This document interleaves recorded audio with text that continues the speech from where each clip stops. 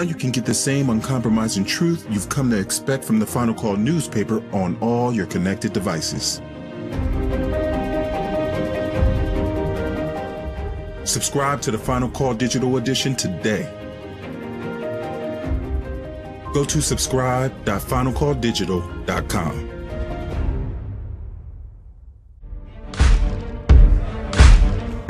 America has a very short window to act because they, the wise of this world, already know the time. But the people that are most asleep to the time is the black man and woman of America and the world. You don't know the time, and therefore you are making many serious mistakes in the way you act, in the way you live, in the way you do.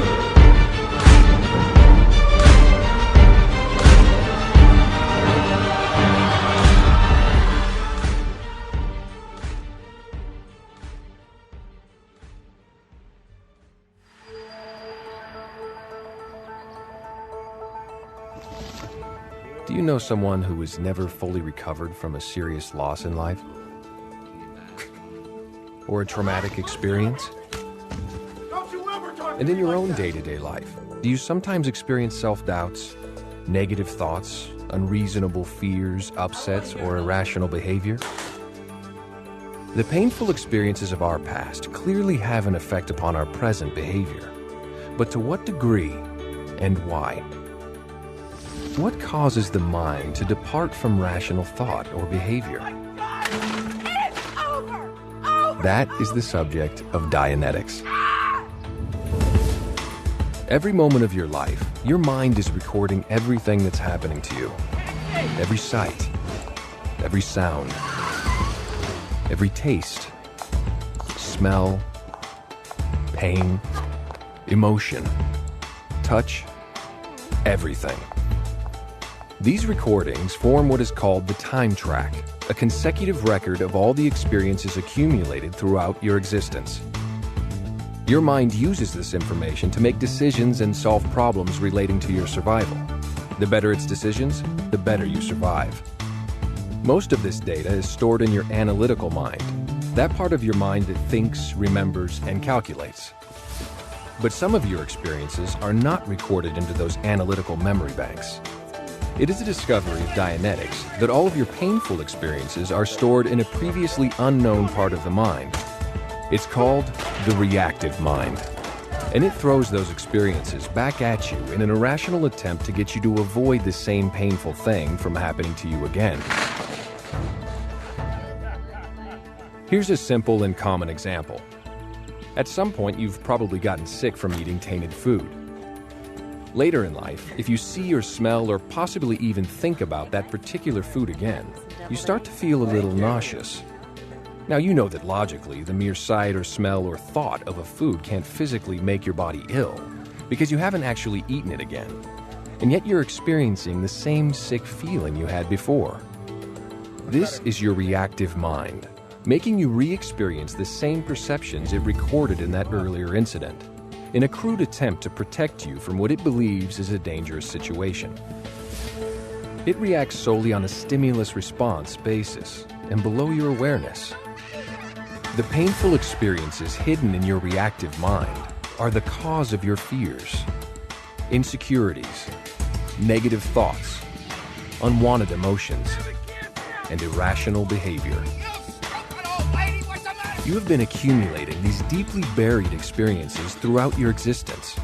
In fact, the most damaging among them occurred before you were born. Dianetics reveals how these negative experiences are stored and contains a technology to free yourself from them. What would life be like if all of the pain you've experienced no longer affected your abilities, emotions, and behavior?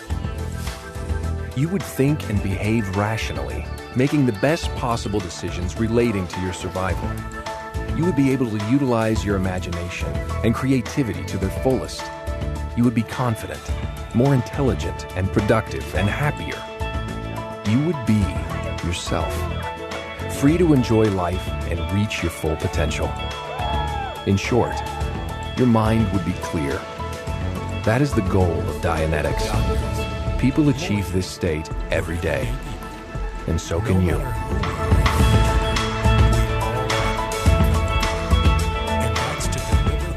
Now wait a minute. How many of you are poor? Most of us in this room. Ain't too many middle class people, and the middle class people in this room are on their way to poverty. Can I get an amen? Look, blessed are the poor. He didn't stop poor. He said, blessed are the poor in spirit, for theirs is the kingdom of heaven.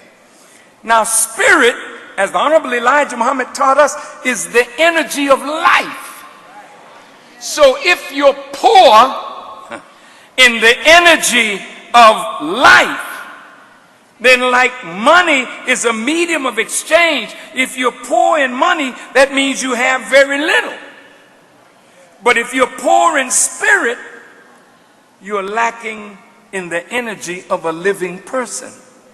And how do we know that we are poor in spirit? Because we are not doing what living people do who are full of spirit. This means we're not providing food, clothing, shelter, education, economic development for ourselves. Why? Because we're poor in the energy of life. Well, why are you poor in the energy of life?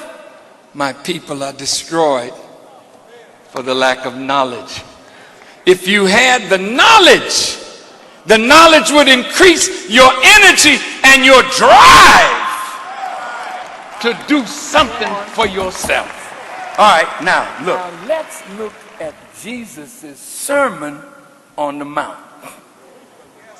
Now, if you start reading the New Testament, now those of you who don't read the Bible, just bear with me a few minutes because I'm coming to you in just a few seconds. And I'll show you how most of us aren't fit to stand in front of the people.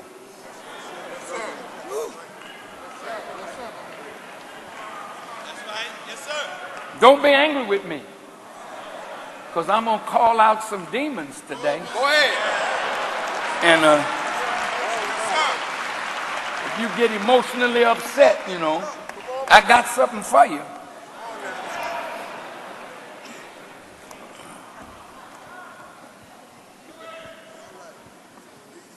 All right.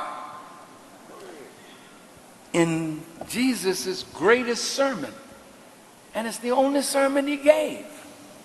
All the rest were parables and instruction. But the Sermon on the Mount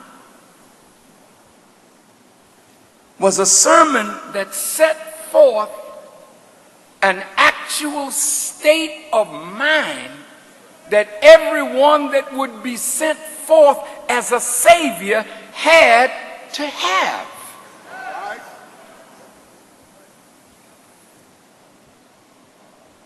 See, if we want to save the black man and woman of America and then all of humanity from a blinding touch of Satan, then we have to have a certain attitude and state of mind constantly, because the people will wear you out.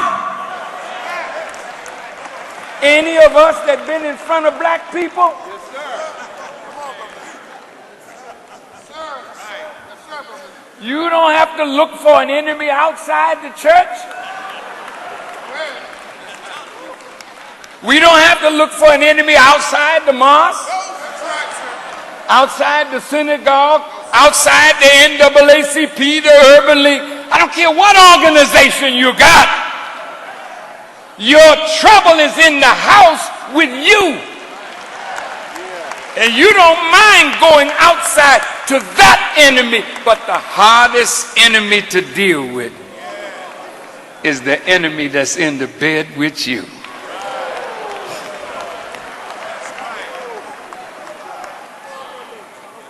Reverend Alfredi, hello somebody. Now look, the Spirit of God is moving me to say something.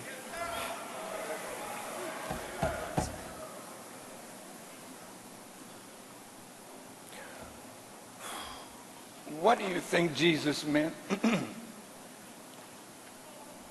when he said that they of a man's own household will be his worst enemies? I want you to think about that. Yes, sir. Yes, sir. Because we got people among us who love wrong and the arch enemy of our people. And you've got people among us who want to be free. And the enemy wants to manipulate us so that we will fight and kill one another. If you look at the Bloods and the Crips or the gang warfare that's going on, this is not something that is outside of us. This is our family. We are from the same people, from the same suffering, from the same history. Yes. And yet we see each other as enemies because one wears this color and another wears another color. See, this is the working of Satan. And I'll get to Libya and other places in a little while. I know that's what you wanted to hear Brother Farrakhan talk about. Now look. You know, whatever knowledge you have that you need to save your people, the greatest knowledge of all is the knowledge of God, the knowledge of self, the knowledge of the time and what must be done, and the knowledge of the true religion of God. That's right. But is there any complementary knowledge that can be useful in helping us to help our people? Now, Brother Farrakhan found something. Now, I want you to listen to me good. Now, I've been in front of you for 55 years. And I just have to be honest, see? Ain't none of you walked this walk for 55 years. And none of you have been tried like me. None. So don't get no strange ideas about me. Yes, sir. Yes, sir. That's right.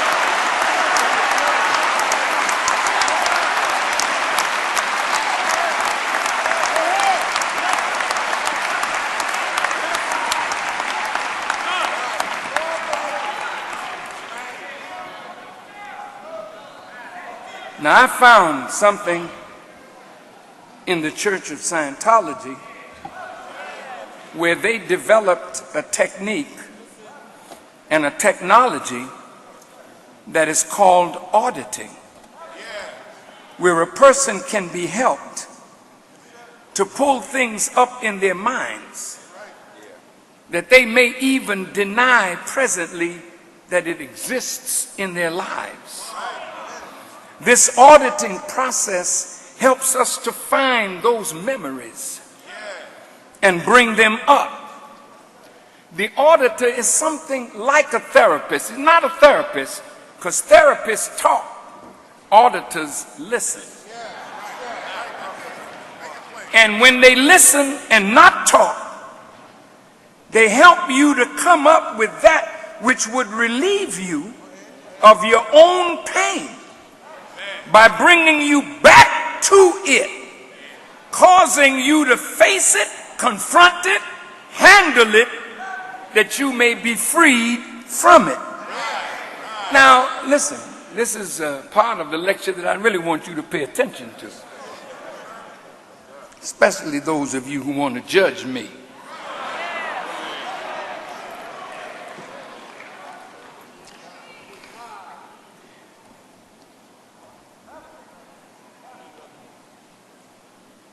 If you notice, sometimes in the church, and we have great pastors here, who when you preach, you see someone in the audience shout, "Oh!" I'm not making no mockery.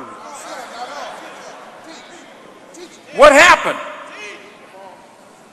You say, well, a person got the Holy Spirit. Yes.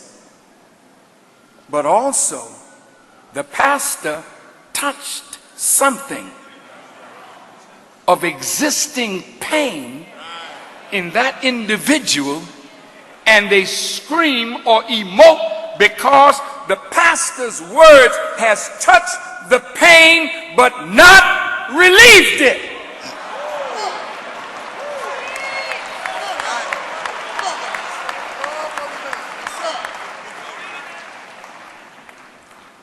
There are things in your life, That's right. and I'm talking to everybody in this audience, and all those of us who are sitting up in front of people. There are things in our lives that have been done to us from the time we were babies. A word from a mother that wasn't thinking, a father that didn't care, a teacher that was off the mark. They say things that become commands, but they're here, stored in the subconscious mind. There's a particular brother. He's a great teacher in the nation. But I notice some of us can't handle someone who challenges our authority. Everybody that challenges our authority, we see them as an enemy. But when we look closer, the brother was abused when he was a child. I'm talking to all of us.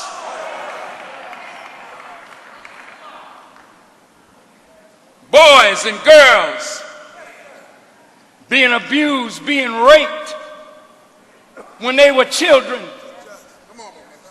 They think they got over it, but it's here. Bring them in an organization, put them in authority, and all of a sudden they got to prove macho. Always trying to say, I'm a real man. They are real men. But the abuse that they suffered, they have to be relieved of that in order to become the real man that they are born to be.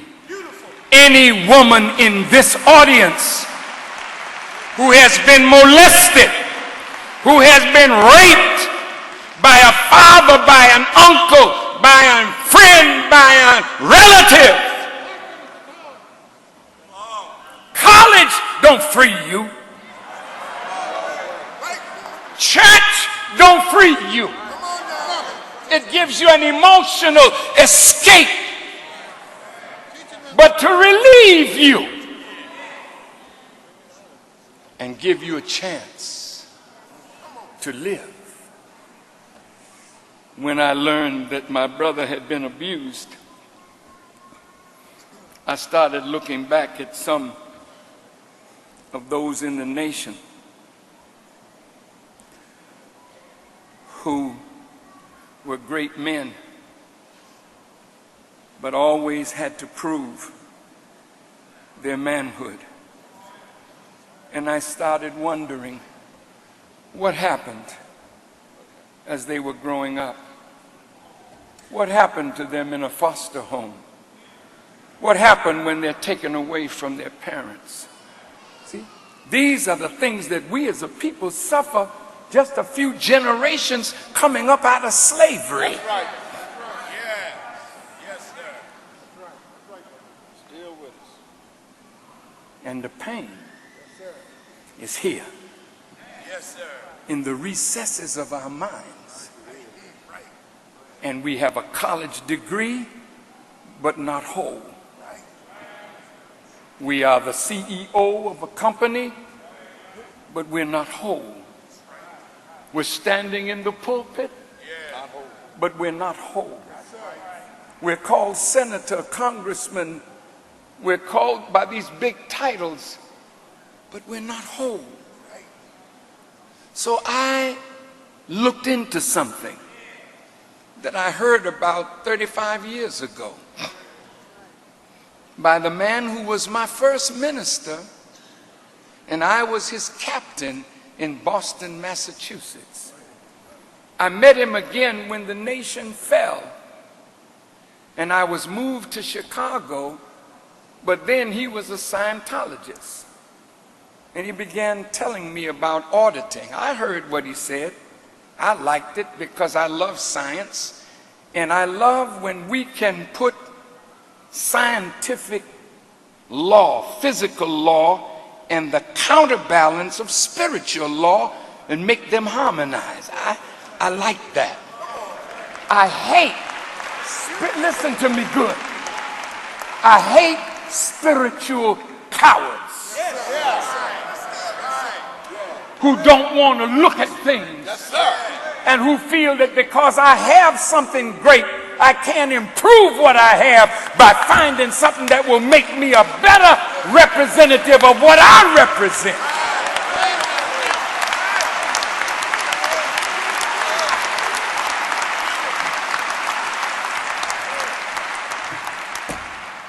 Bear with me.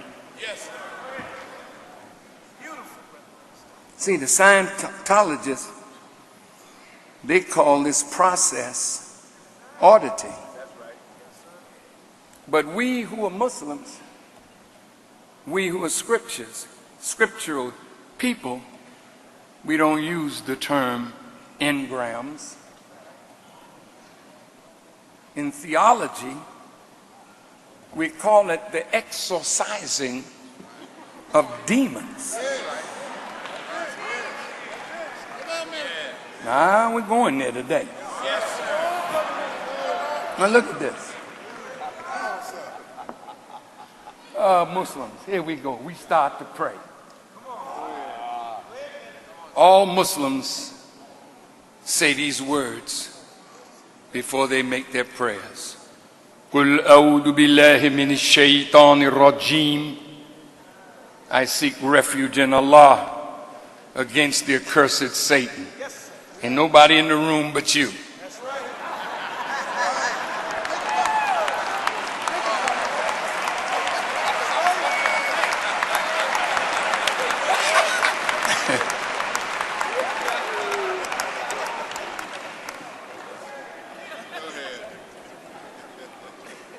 Satan could be lurking in your own heart and in your own mind. See, Peter started talking stupid to Jesus. And Jesus just looked at him. He didn't say, oh, be quiet, Peter. He said, get thee behind me, Satan. Ain't none of us that are free from being satanic at any moment in time when you use knowledge in a deceptive, tricky kind of way. Using what you know to sneak up on people to get their money, to take their goods, to make them worship you instead of the God. See, that's Satan masquerading. Go ahead. I need you to listen.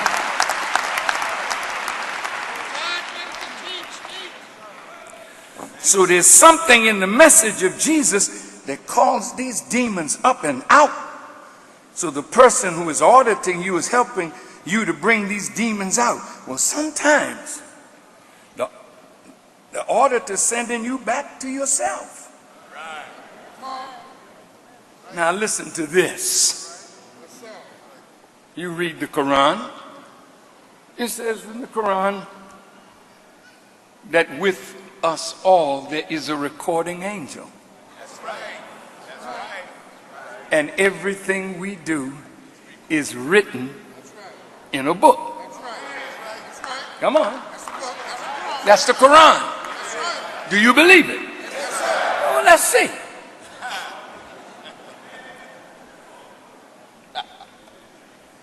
Now I'm going to ask you a question.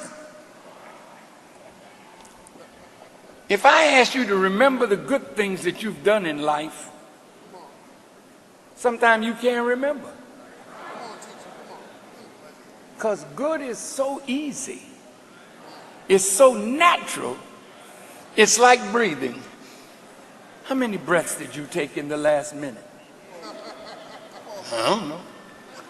Well, why don't you know? Why weren't you counting them? Because it's so natural. Why would I count them? But now, if I ask you, go back in your memory bank to the first little nasty, dirty thing you did. Can I get a witness? Give me this walking microphone, man. I got to walk this thing off because I'm going after us today. If I don't see you ever again, you remember this one. It's on already. Now, how come you can remember all the little nasty things you did? But good things, people have to remind you.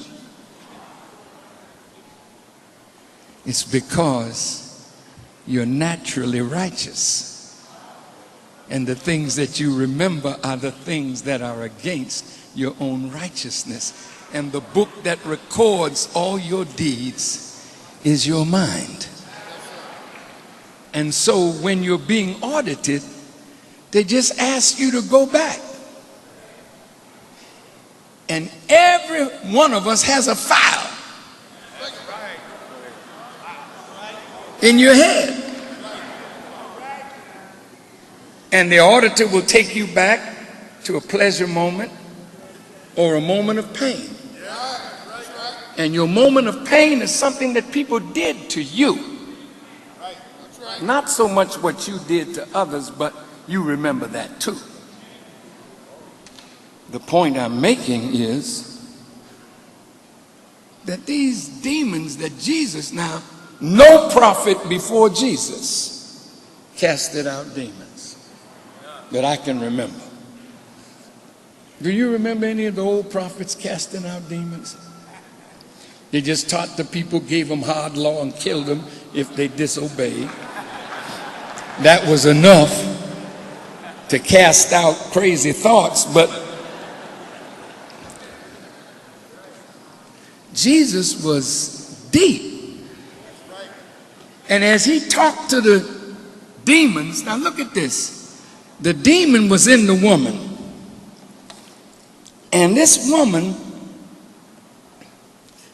when Jesus started talking and calling on the demons to come out, they couldn't stay in. There was something about the power of his word that the demons came out. And when the demons came out, they were literally attacking Jesus. What is this? Why are you coming after us before it's time? What you mean it wasn't time? Jesus was on time, otherwise the demons wouldn't have come out. So when the demons came out, they came at Jesus. And he just, you know how you do when somebody throwing a blow and you kind of sidestep it. He just told the demons where to go. Oh, there's a pig over there. That pig is more comfortable with your madness. So he sent the demons into the pig. and then the pig ran off the cliff. Now, it's an interesting thing that I learned when I studied at the Celebrity Center in Los Angeles. The Scientologists talk about sociopaths. And have you ever noticed why none of our organizations really reach what they're supposed to reach? They go so high, then they fall back down. They start, they build up, they empty out. And if you're still lucky, they come back again, and then they empty out again. Well, what's wrong with us? What's wrong in the church? That we're talking about demons outside, and the demons that are wrecking the church are on the inside. The hypocrites in the mosque. It's a sickness that's in us. Now watch this. The Scientologists believe that a sociopath, which is a suppressive personality, once you come under that type of person, you become a potential trouble source.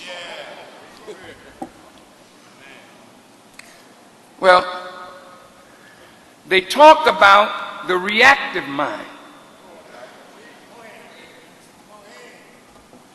This enemy lives in the reactive mind.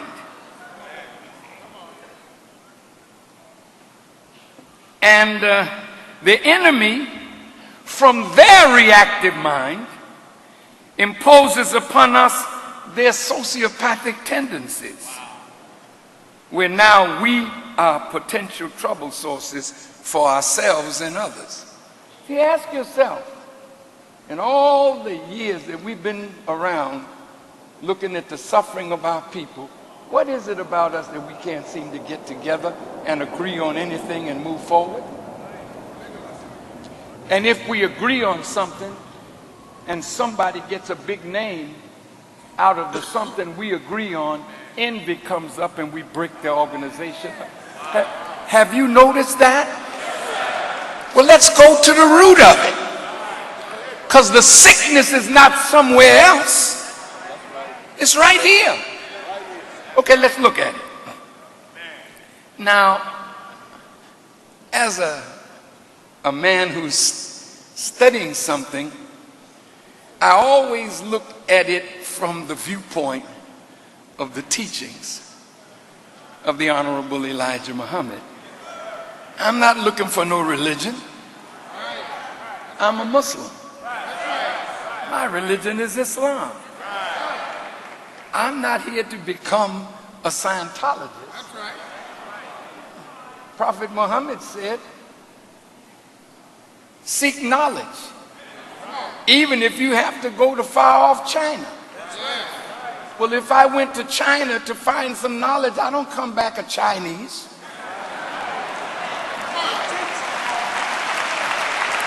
I come back like I went with greater knowledge. In the Bible it says, O thou sluggard, study the way of the ant and become wise. But you don't come back an ant. You just studied the ant, learned something that would make you wise for yourself. I want you to pay attention to me. Because whether you want to believe it or not, I am your teacher. And you must hear me today. And let me say it one more time. Every word I say, you're going to be called to account for it.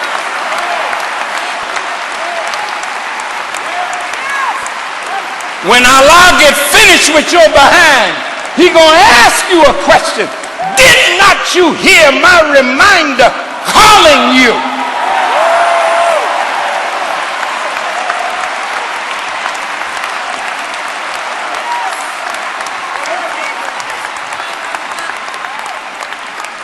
Listen. Now listen to these words from the Holy Quran. The devil had a conversation with God. God judged the devil to be erring and set a day of doom for him. Notice the devil's reaction.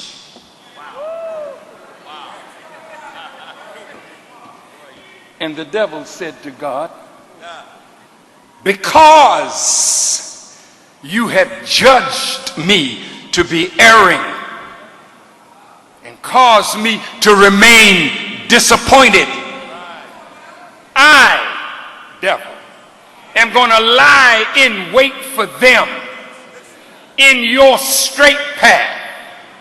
I'm going to come at them from before them, from behind them, from their left side, from their right side. I'm going to make them all deviate. Thus was born the reactive mind. See? Oh, yeah, you got to hear this.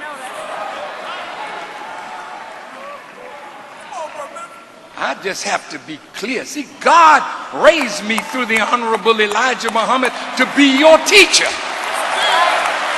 And you don't have another one better than the man that's standing in front of you today.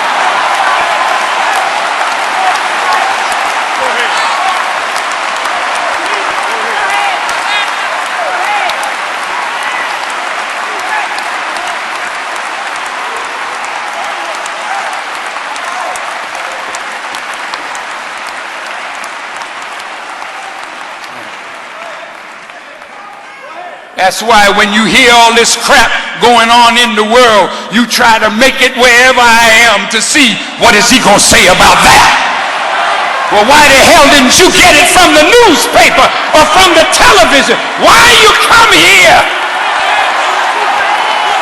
Because you know I am the man.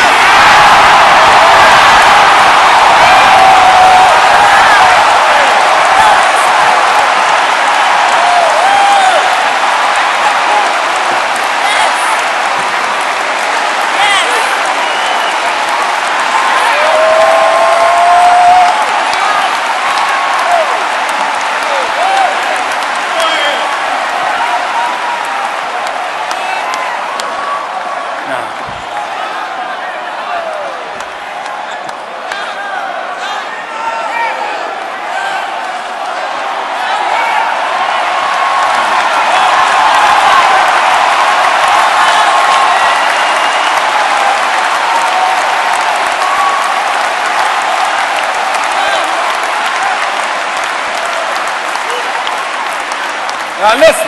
Go ahead. I was studying about sociopaths, which are persons manifesting antisocial behavior or character traits.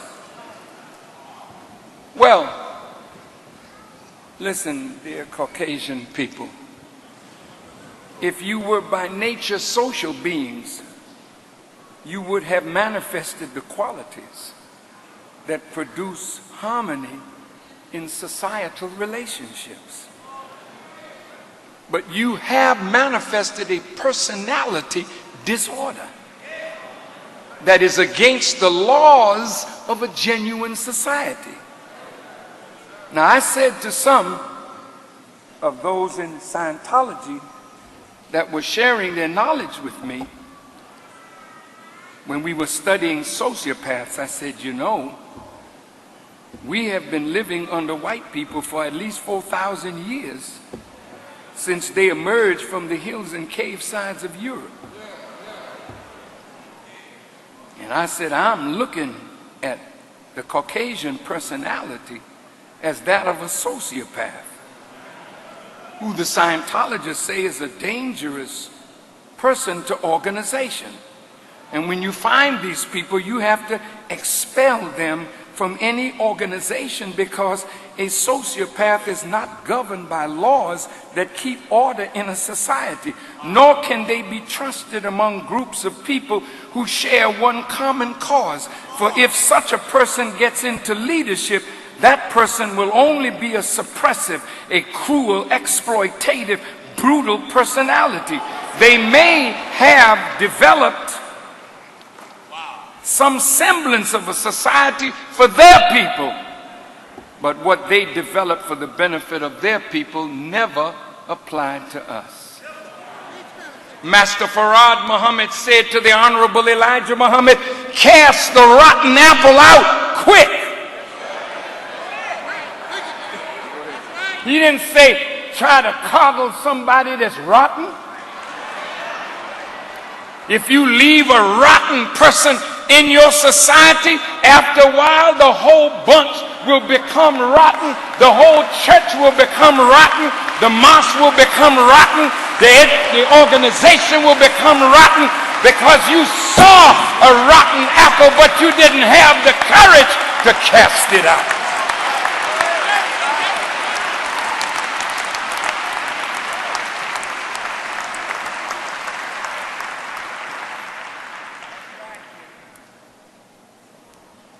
A B attitude. A B attitude is an attitude and orientation of mind that must be ever present. Not present today and you give it up tonight. Listen. That's why many of us are Muslims and Christians just on the surface. Somebody do that, dead mother.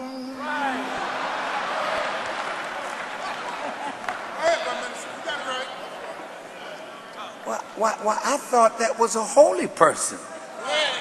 We're all dressed in these holy garments, but if you touch us the wrong way, what comes out of our mouths demonstrates that it has not sunk deep into our heart.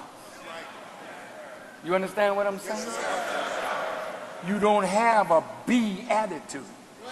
You be sometimes. We be sometimes. Now watch this. A be attitude is an attitude that must be ever present in the heart, in the mind, in the soul, and in the spirit of those who would be sent forth as saviors. Now remember the subject. I will send saviors after them. But now, who will be qualified to act for Christ? Look at this one. Blessed are the pure in heart. They're going to see God. Whoa, that's a good one. Well, you know what? If you're really pure in your heart, you see God everywhere you look. When I look at you, I know who I'm looking at. When I look at a fellow human being, I'm looking at the manifestation of God. Now that person may not act like that, but I know what I'm looking at, so I respect it as that and begin to draw on that in him that he may not know is in himself. Because I see God in him. Just watch me how I work. I'm not into condemning you for what you do, like I'm the Holy One. We all come out of the same cut. But I know what I see in you. So I'm always trying to pull it because I see God. Now listen, a sociopath is a sick dude. There's nothing you can do to correct them. They refuse to even admit that they are wrong. And even when I face some members of the Jewish community and some whites with clear truth, they stand in my face knowing that I'm telling the truth and deny. That's why Jesus said, my word has no place in you. Now, listen to this. These people take their wrong and put it on me. They are the haters, not I. They are the real anti-Semites, not I. They are the demons, not I. They are the Satan, not I. I am here to uncover and expose Satan and become an instrument of God to end their world. You can take it or let it alone. Listen now. I want to say something about Mr. L. Ron Hubbard. Put his picture up on the screen. I love you too, otherwise I wouldn't talk like this.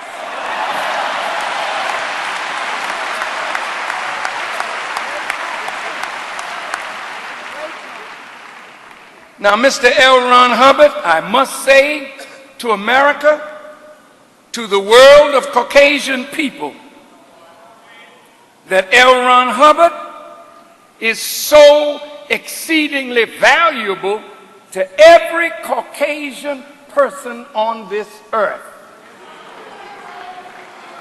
All white people should flock to L. Ron Hubbard. You can still be a Christian. You just won't be a devil Christian. You still be a Jew, but you won't be a Satan Jew. Now listen to me good.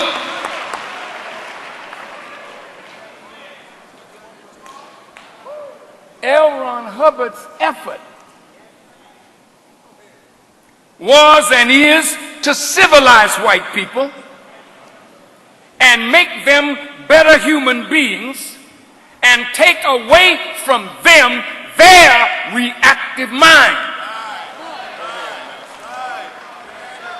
Listen to me good. Mr. Hubbard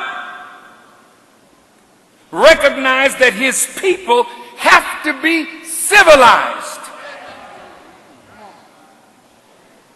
He never wanted to continue this world. Well, that's right. Nor was he ever trying to save this world.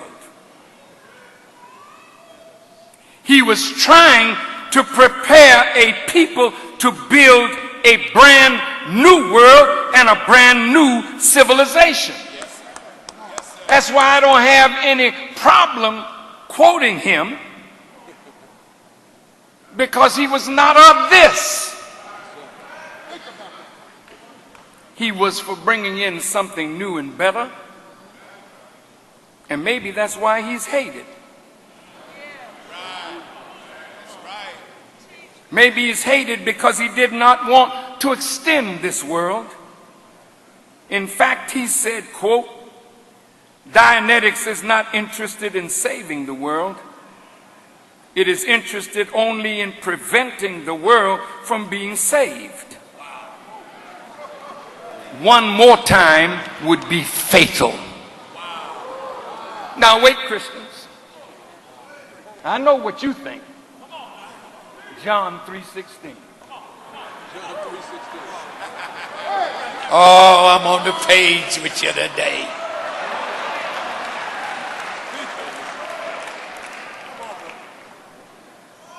God so loved the world that he gave his only begotten Son, that whosoever would believe in him would not perish, but have everlasting life. Now wait a minute. Perish. What is perishing? Who is going to perish? See? Jesus never came to save this world. Listen to me good now. Pastor, go read it again. That's right. The book of James says, he who loves this world is an enmity with God. So, but the Bible uses the definite article the. God so loved the world. What world, God? The world that Jesus is going to bring in. That he gave that man and his life, that whoever would believe in him would not perish when this world goes out, but they would find eternal life. Yes, I am, brother. He didn't get this in no school of theology.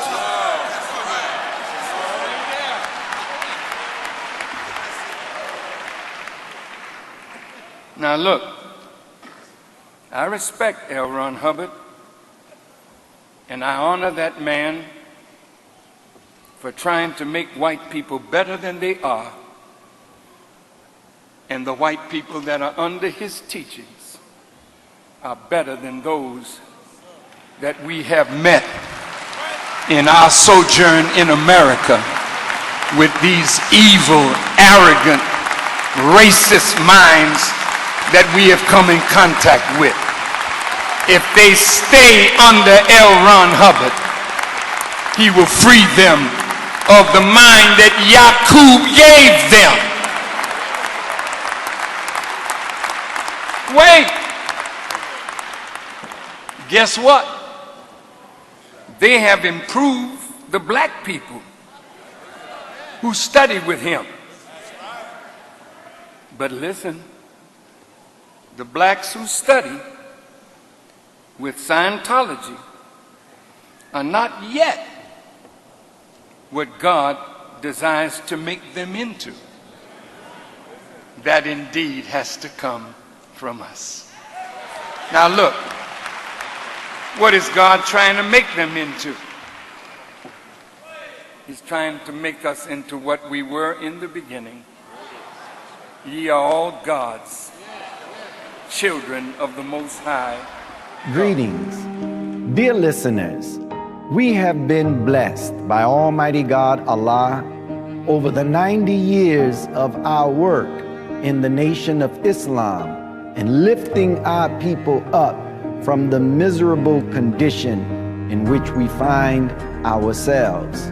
We ask your support of our effort, and we hope that you will be generous and make a contribution to the work of the Nation of Islam and the Honorable Minister Louis Farrakhan by clicking the button below or go to noi.org/donate. We thank you in advance for your support. May Allah God continue to bless you and your families. Assalamu alaikum.